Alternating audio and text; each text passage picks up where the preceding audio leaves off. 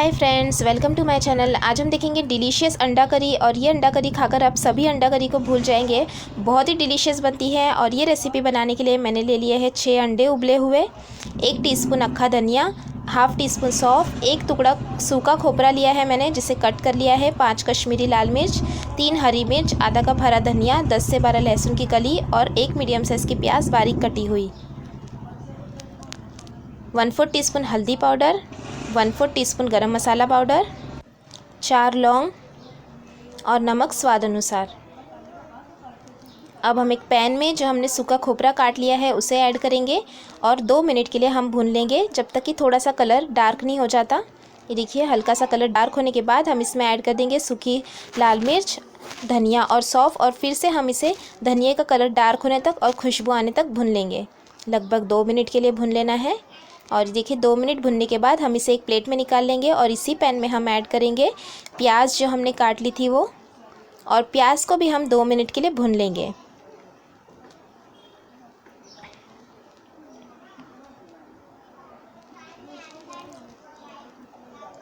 प्याज भी हमने भून ली है और इसे भी हम एक प्लेट में निकाल लेंगे।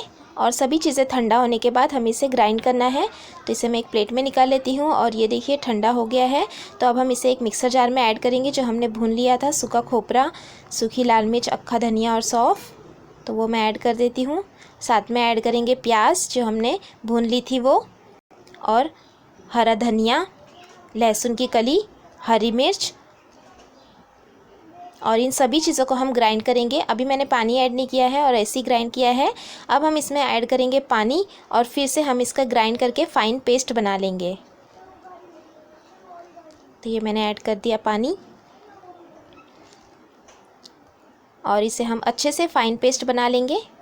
और फ़ाइन पेस्ट बनाने के बाद एक पैन गरम करेंगे और उसमें ऐड करेंगे 2 बड़े चम्मच तेल। तेल गरम होने के बाद हम इसमें ऐड कर देंगे लौंग और साथ में जो हमने पेस्ट बना लिया था वो।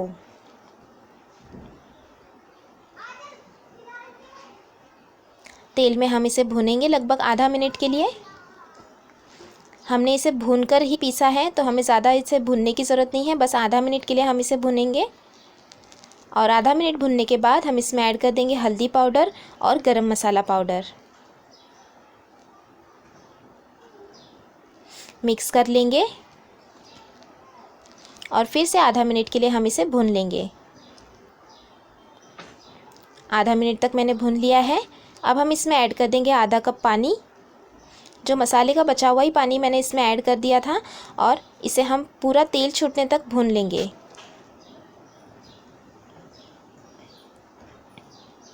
और ये देखिए, तेल छूटने तक मैंने भून लिया है। अब हम इसमें ऐड करेंगे नमक और मिक्स कर लेंगे।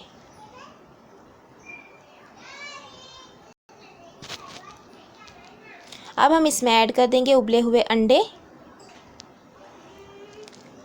मिक्स करेंगे और लगभग आधे से 1 मिनट के लिए अंडों के साथ भी भून लेंगे।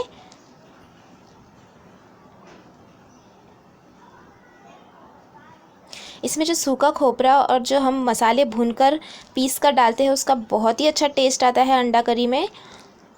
और ये देखिए, 1 मिनट भून लिया है मैंने। अब हम इसमें ऐड कर देंगे लगभग पौना कप के करीब पानी। आप ग्रेवी की कंसिस्टेंसी अपने हिसाब से रख सकते हैं। और पानी को मिला लिया है मैंने अच्छे से। अब हम इसे 5 मिनट पकाएंगे लो टू मीडियम फ्लेम पर। और ये देखिए, 5 मिनट तक मैंने लो टू मीडियम फ्लेम पर पका लिया है। और ये हमारी अंडा करी बनकर तैयार है जो बहुत ही डिलीशियस बनती है। इसे हम एक बार मिक्स कर लेंगे और ऊपर से ऐड करेंगे कटा हुआ हरा धनिया।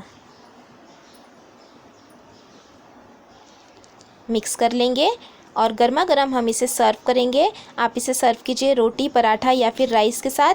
बहुत ही डिलीशियस अंडा करी आप ज़रूर ट्राई करें। और आपको ये रेसिपी अच्छी लगी तो मेरे चैनल को भी ज़रूर सब्सक्राइब करें और वीडियोस को लाइक और शेयर करना भी ना भूलें। Thanks for watching. Have a good day.